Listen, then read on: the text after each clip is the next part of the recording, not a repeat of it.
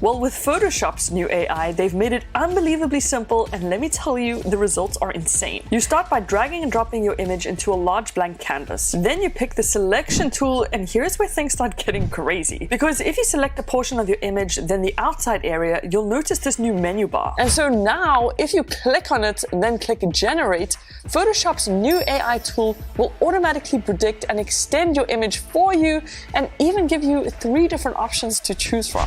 So from just your image as the starting point, it can generate an entirely new world around you based on just a couple elements, and as you can see, the results are impeccable. But not only that, with the lasso tool, you can take out or add in anything. So if I wanted angel wings, for example, you just type it in and bam, I got myself some angel wings. Or maybe I wanted some smoky dark clouds, a halo, some butterflies, foreground plants. It does sometimes take a couple of tries to get it right, but this AI can pretty much do it all.